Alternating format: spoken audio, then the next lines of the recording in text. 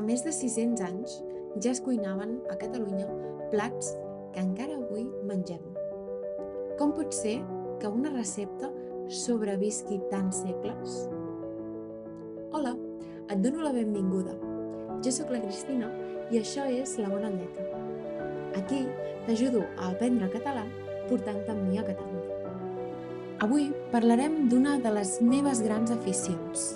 Em fa salivar només de pensar-hi. El menjar i la cuina catalana. Perquè a Catalunya menjar no és només una necessitat, no. És un plaer, és cultura i també és una forma d'estimar. Però abans de començar, et recordo que et pots descarregar la transcripció i l'àudio en MP3 de tots els episodis a la pàgina web del projecte, labonalletra.com. És gratuït. Recorrerem la història gastronòmica catalana. Parlarem de plats tradicionals, dels seus orígens, de costums i molt més. Preparats? Doncs som-hi! Començo amb aquesta pregunta. Què és per tu la cuina? La gastronomia o el menjar? Què significa per tu? M'agradaria que hi pensis ara, abans de començar, i així podràs trobar quines són les semblances i quines són les diferències amb el que escoltaràs a continuació. I bé, el primer del que hem de parlar, evidentment, és d'una mica d'història. De quins són els orígens i de com hem arribat fins a dia d'avui. I aviam, la veritat és que tots els humans sempre hem necessitat cuinar, a tot arreu des de fa milers d'anys. Diguem-ne que des del Neolític fins a l'actualitat sempre s'ha cuinat a tot arreu. I per tant, la cuina es converteix en una de les activitats més necessàries i més vinculades al dia a dia de les persones. El fet de cuinar i menjar condiciona molt la nostra vida quotidiana. També és veritat que en l'actualitat ens hem amandrit una mica. Tenim tantes opcions de plats preparats, restaurants, menjar a domicili, que hem reduït moltíssim aquesta activitat. Però bé, d'això en podem parlar en un altre episodi. Com dèiem abans, necessitem cuinar des de fa molt de temps. Però en el cas de la cuina catalana, podem dir que té unes arrels profundes i, a més, són unes arrels acreditades. Com ho sabem, tot això que t'estic explicant? Doncs bé, gràcies a diversos tractats i diversos llibres. Pràcticament tots els autors que han investigat la cuina com una ciència o un saber fer i la seva evolució, parlem a nivell europeu, resulta que apunten a la cuina catalana com a l'origen. I aquí ve una curiositat que em sembla molt impactant. Existeix un receptari de l'època medieval que es diu el Llibre de Sansober. Aquest llibre és un recull de receptes. Són receptes catalanes i mediterrànies. I és força extens. N'hi ha fins a 72. La qüestió és que es tracta del primer receptari conegut de cuina catalana i el primer receptari europeu més antic escrit en una llengua que fos diferent del llatí. Perquè, és clar, aquest receptari és de l'any 1324. Ens situem al segle XIV. Això és en plena edat mitjana. En aquells moments, al carrer ja no es parlava tant el llatí i es van començar a parlar el que anomenem les llengües vulgars: català, castellà, francès, italià, depenent de la zona. Però tot el que s'escrivia era en llatí, ja que es considerava com una llengua més formal i que pertanyia a la cultura. No obstant, en aquest cas, no va ser així. Es va escriure en català i aquest és el primer receptari que es conserva a tota Europa. No va ser el primer text escrit en català. Sembla ser que el primer text escrit en català que es conserva i que es pot datar és un text anomenat Les Homilies d'Organyà.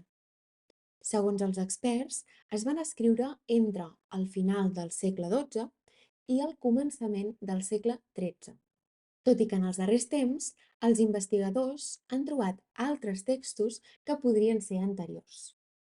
Però bé, el llibre de Sansoví va ser un dels receptaris de més influència a Europa.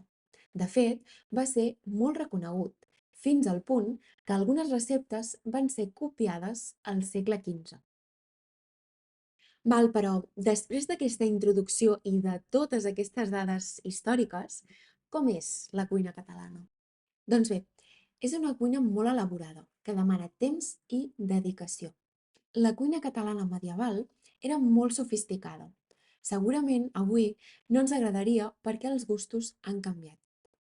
Però per la gent del segle XIV hi havia plats dignes d'estrella Michelin.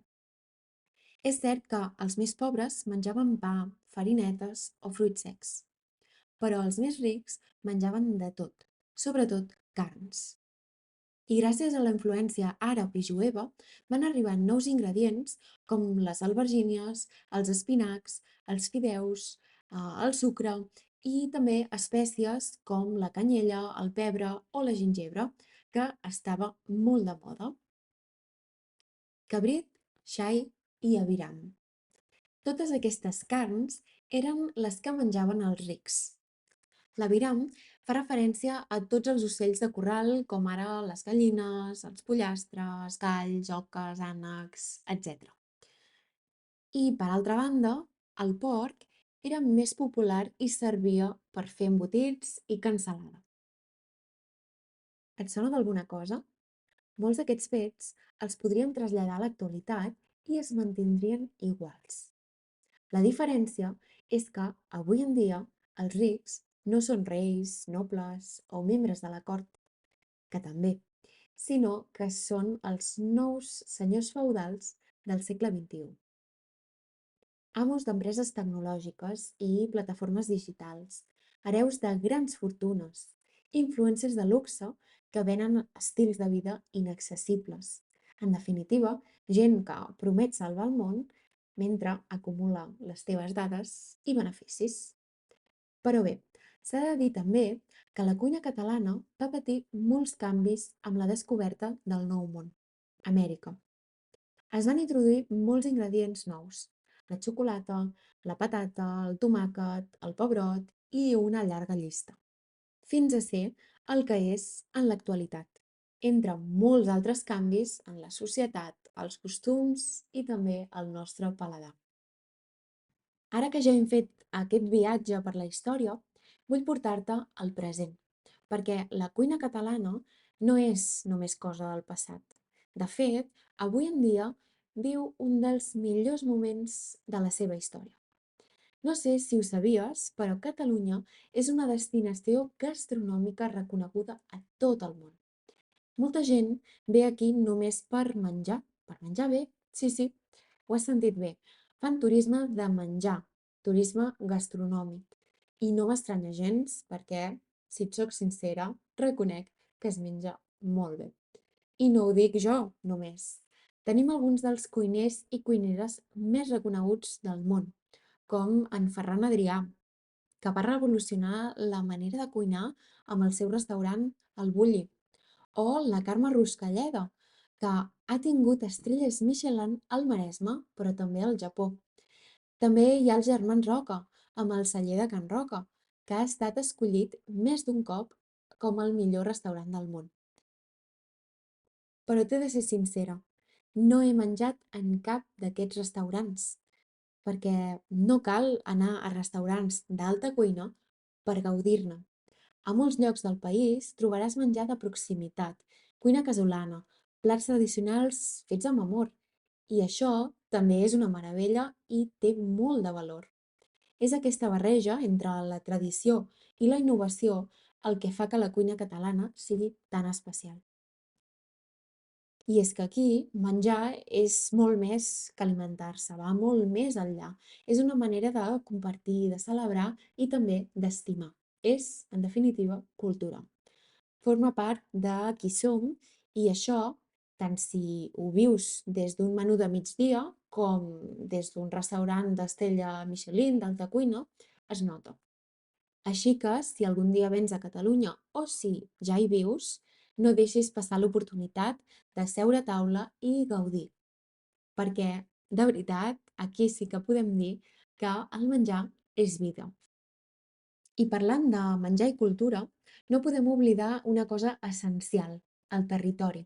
La cuina catalana és com és perquè el país és com és. Catalunya és un territori petit si el compares amb altres llocs del món, però, malgrat la mida, és molt i molt ric i divers. En un sol dia pots esmorzar a la muntanya, dinar a l'interior i sopar amb vistes al mar. I això, gastronòmicament, és un tresor. Tenim el mar Mediterrani, que ens dona peix i marisc fresquíssims, gambes de Palamós, anxoves de l'Escala, calamars, musclos, sardines. Amb tot això, es fan plats com el suquet de peix, l'arròs negre o la fideuà, per exemple. I això també és veritat. Cada poble de la costa té la seva versió i les seves petites diferències. Després tenim el Pirineu i altres zones de muntanya, amb un clima més fred, on la cuina és més contundent. És el que diem cuina de cullera. Aquí trobem plats com la carn d'olla, el trinxat de la Cerdanya, el fricandó, les mondonguilles... Bé, un munt de guisats que majoritàriament porten carn.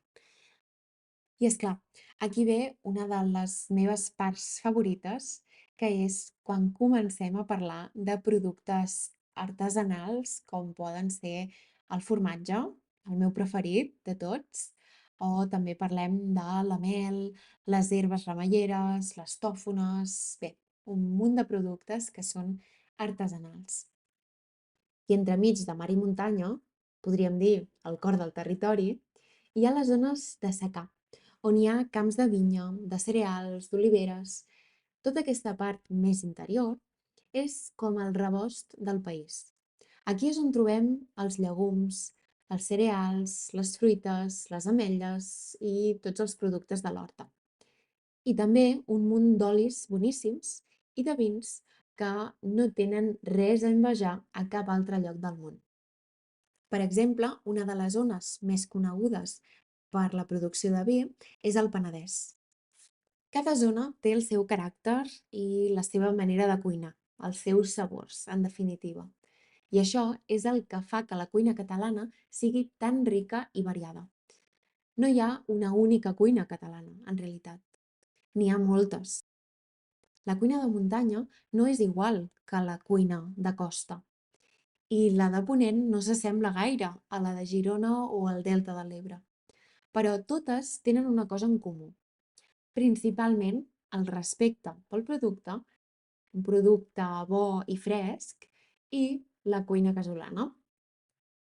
I per això són tan importants els nostres pagesos d'arreu del territori, perquè són la base de la nostra alimentació, sí, però sobretot també són la base de la nostra cultura i de la nostra identitat.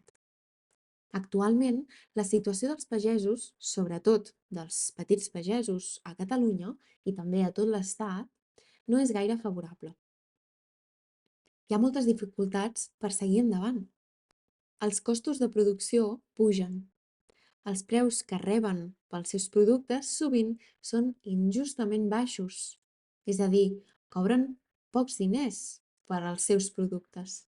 I a més, la burocràcia i les normatives europees no sempre s'adapten a la realitat del camp. Per altra banda, la competència amb productes importats d'altres països que tenen preus molt baixos i les grans cadenes de distribució ofeguen els petits productors locals.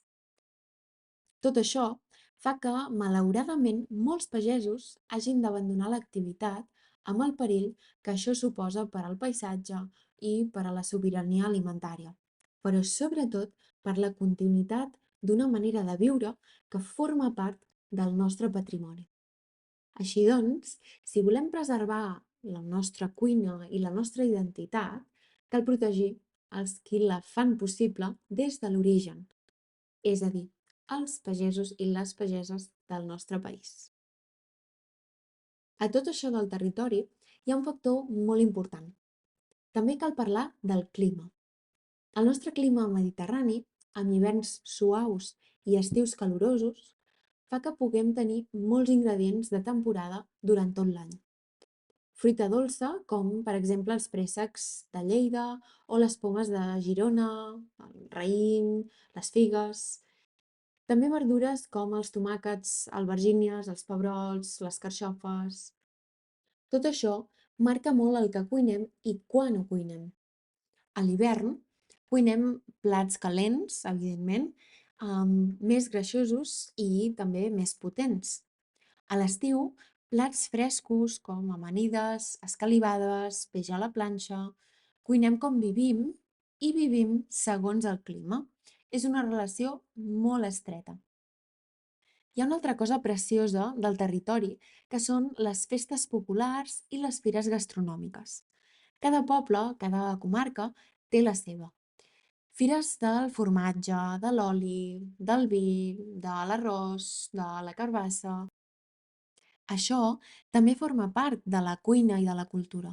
Sortir, tastar, conèixer i, en definitiva, fer comunitat. Al final, podríem dir que el territori no només influeix en la cuina, en molts casos la cuina és el reflex directe del territori. Literalment, ens bevem i ens mengem el territori. I per això, per entendre la cuina catalana, també cal conèixer i estimar aquesta terra. Moltes gràcies per ser aquí i per seguir escoltant fins al final. Si t'ha agradat aquest episodi, comparteix-lo amb algú que també estigui aprenent català, com tu. I si vols continuar aprenent, subscriu-te al podcast i recorda que et pots descarregar les transcripcions i també els àudios en MP3 de tots els episodis de forma gratuïta. Només has d'anar a la pàgina web labonalletra.com. Fins una altra! Adéu!